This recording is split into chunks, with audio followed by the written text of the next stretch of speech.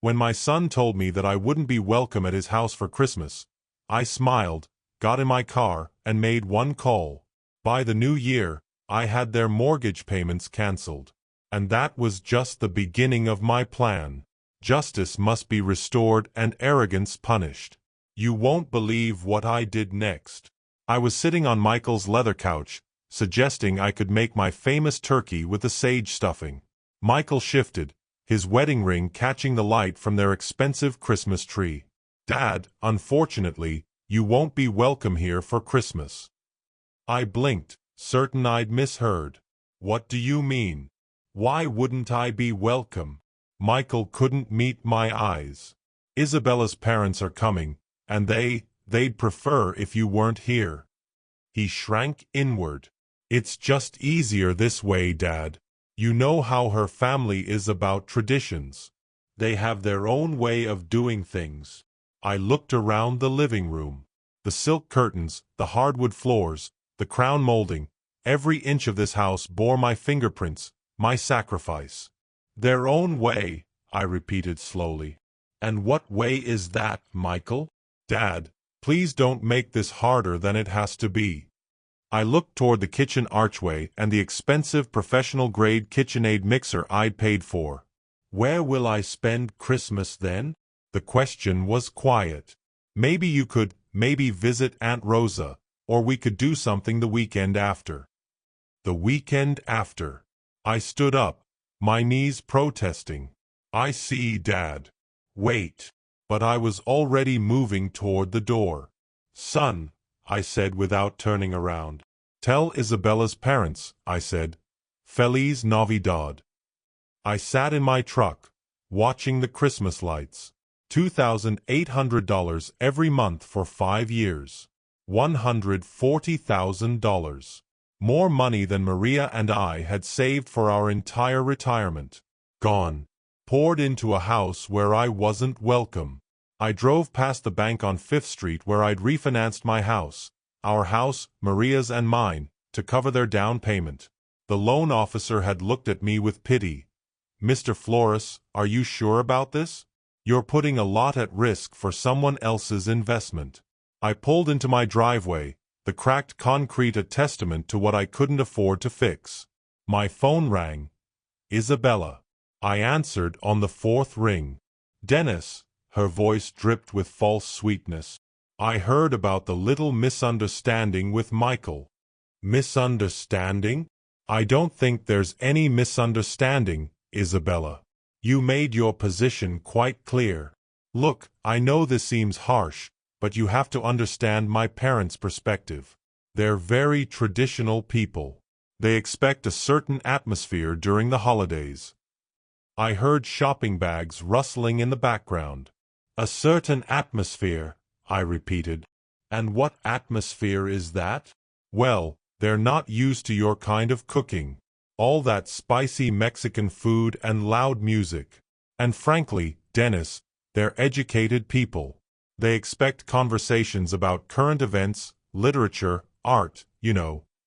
8 years of swallowing insults condensed into this moment. My kind of cooking, I said, my voice level. You mean the food you ate every Sunday for 3 years when money was tight? The tamales you said reminded you of your grandmother? That was different. We were appreciative then, but now with my parents. Now with your parents, you can't have the Mexican peasant embarrassing you at your fancy dinner table. The sweetness evaporated. Don't be dramatic, Dennis. This isn't about race. It's about class. My father graduated summa cum laude from Washington State. My mother speaks 4 languages. They summer in the Hamptons. What exactly would you contribute to dinner conversation? Stories about laying tile. I built a business from nothing after your husband's grandfather died. I've employed over 50 people. I've paid more in taxes than your father made in his best year. Money isn't everything, Dennis. Breeding matters. Education matters. And frankly, Maria understood her place better than you understand yours. My hand tightened around the phone. the line she didn't know existed until she stomped across it. "What did you say about my wife?" "I'm just saying she knew how to blend in better. She didn't make waves. She understood that some spaces weren't meant for her." "Oh, please. She was a house cleaner who got lucky." "Isabella." My voice dropped to something I didn't recognize. "I want you to listen very carefully. This conversation is over. We're done pretending to be family. You can't just—" "We're done," I repeated and ended the call. I pulled out the manila folder I'd been avoiding for months. Bank statements, mortgage papers. The documents spread across my kitchen table like evidence at a crime scene. $143,400. All of it gone. Poured into a house where I wasn't welcome. I reached for my phone and called my bank. "I need to cancel an automatic transfer," I said. The representative was professional, efficient. "I see the transfer you're referring to, Mr. Flores. $2,800 monthly to Wells Fargo. Account ends in 7423. And you want to cancel it effective immediately." I looked around my kitchen at the walls that needed painting, at the cold air leaking through the windows. Money I'd spent on someone else's castle. "Effective immediately," I confirmed. "Done. The transfer has been cancelled. Is there anything else I can help you with today?" "No," I said, the word feeling surprisingly good. "No, that's everything." I hung up. For the first time in 5 years, next month's budget will balance. I gathered the paper trail of my generosity and walked to my fireplace. I struck a match and watched 5 years of martyrdom turn to ash. I poured myself a glass of good whiskey. "Merry Christmas to me," I said, and meant it. The next morning, the freedom tasted better than the coffee. My phone rang at exactly 10:47 a.m. "Isabella." "Dennis."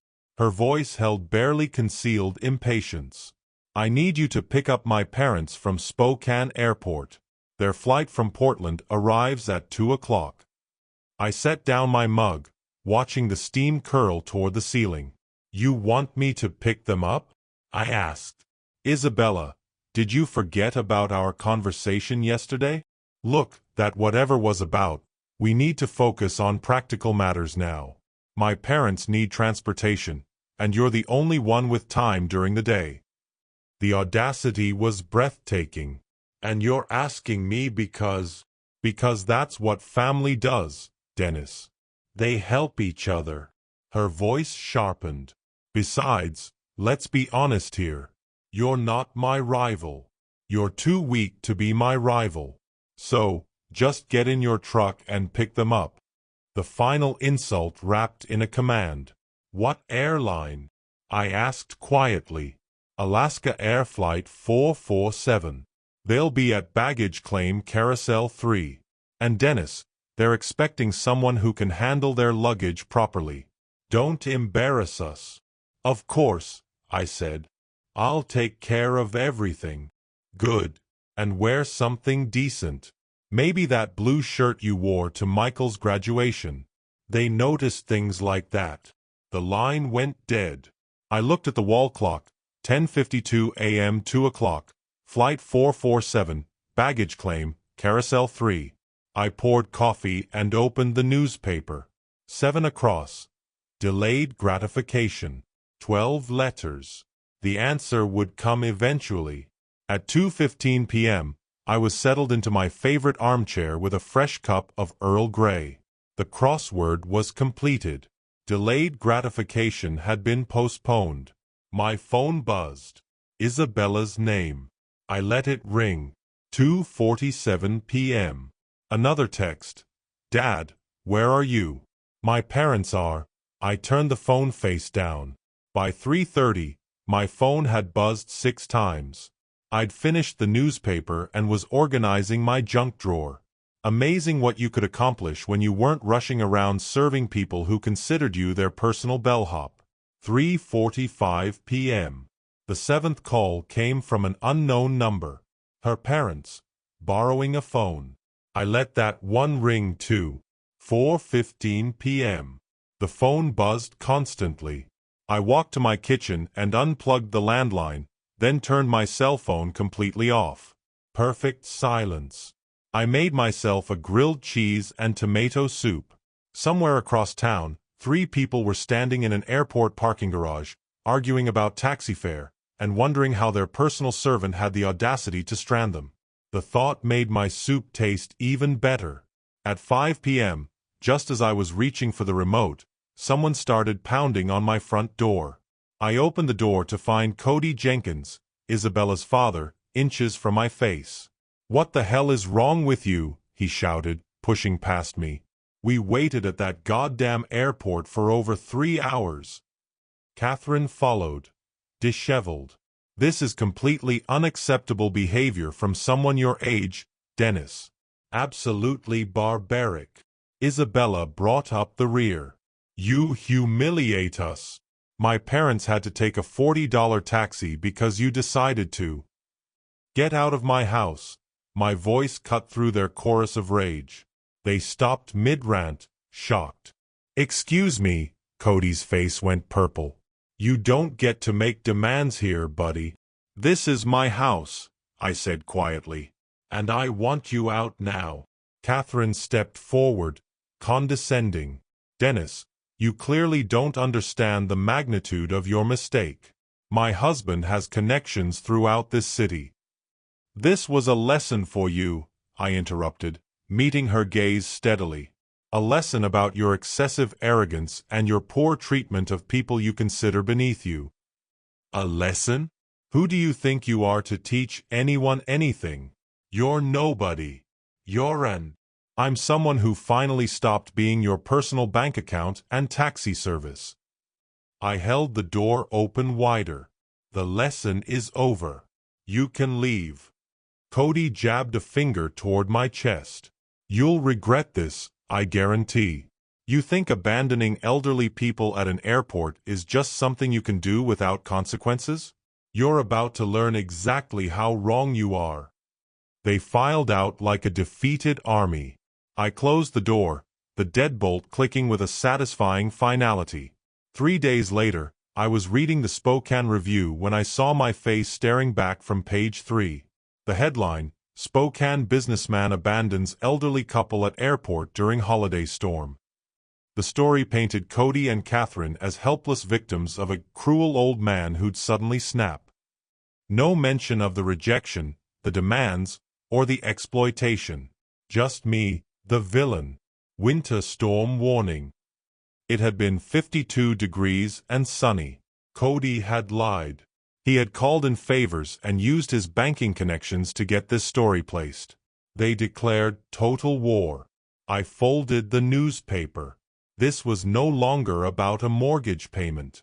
This was about winning. I pulled out my laptop and began my methodical planning. For the next 3 days, my laptop became command central. Cody Jenkins, retired First National Bank manager, treasurer of the Inland Northwest Business Leaders Association, a man with much to lose. Catherine's Instagram, perfect, curated photos of blessed life, all built on other people's money. Isabella's Facebook, posts bragging about our beautiful home and our hosting skills, while I was footing the bill. Michael's LinkedIn, the final piece. His recent activity showed a new connection. Patricia Morrison, lifestyle editor at the Spokane Review, the author of The Hatchet Job. I leaned back. They made 3 critical mistakes. They underestimated me, they went public, and they documented their privileged lives online. If they wanted to play chess, I'd show them what a real strategist looked like. 7 days until Christmas. 7 days to plan something they'd never forget. I was ready to fight. Dennis has compiled overwhelming documentary evidence of his financial support, over $200,000 in 5 years, for Michael and Isabella's lavish lifestyle, alongside their arrogant public attack on his reputation. His strategic move won't be another confrontation but a public information campaign that weaponizes the truth and specifically targets the reputation and social standing of Cody and Catherine Jenkins within their elite Spokane circle. Dennis's next strategic move is to leverage his carefully documented evidence and the public nature of the Jenkins attack to execute a devastating character assassination that restores his own reputation and destroys theirs.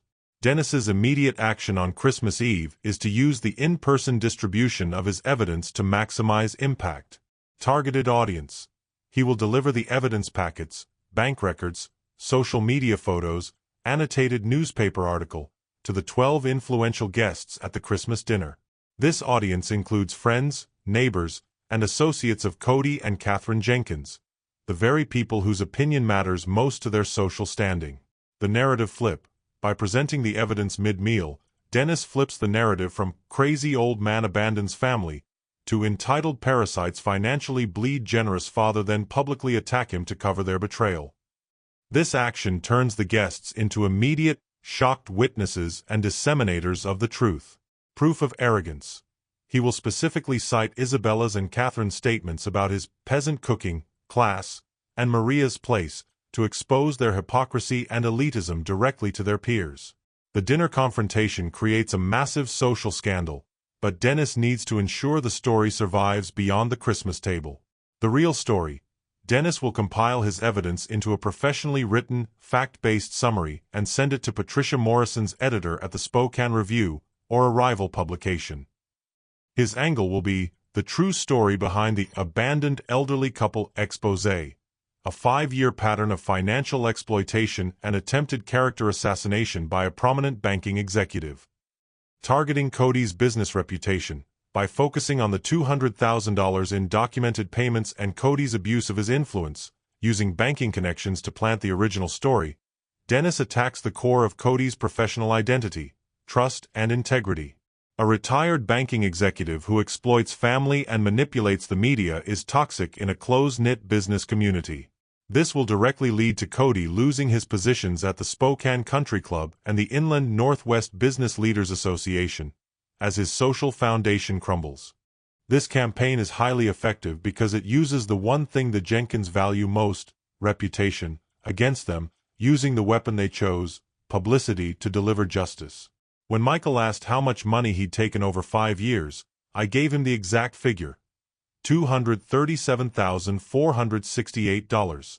I confirmed that the money was gone, but, more importantly, the 5 years of my life and the opportunity for a relationship were also gone. Michael, broken and facing foreclosure, asked if I would resume the mortgage payments. I refused, telling him, "You'll figure it out, the same way I figured out how to live without a son who respected me." Michael cried, realizing, "I lost you, didn't I? I chose them over you, and now I've lost you forever." My response cut to the core of his betrayal. "Michael, you didn't lose me. You gave me away. There's a difference. Conditions for the future." When he asked for forgiveness, I told him I had already forgiven him months ago. However, forgiveness doesn't mean returning to the way things were. The conditions for rebuilding a relationship are: build it from scratch. Show me respect instead of demanding I earn it. Make choices based on what's right, not what's convenient. The next time someone tries to exclude me, you'll remember who actually acts like family. Regarding the foreclosure, I gave him the harsh reality: the house isn't my problem anymore. I advised him to act like a grown man, get a better job, sell the house, and stop living beyond your means and expecting other people to subsidize your choices. Michael left defeated but with a glimmer of hope, telling me he was proud of me for standing up for myself at Christmas dinner. The final consequence for Michael is the total loss of the subsidized, narcissistic lifestyle, and the need to earn back his father's love and respect without any financial aid. I embraced my new life, choosing the genuine love of my sister Rosa and her family over the expensive theater of Michael and Isabella's world. The whiskey tasted like freedom. If you like this story, please like this video, subscribe to the channel, and share your impressions of this story in the comments. To listen to the next story, click on the box on the right.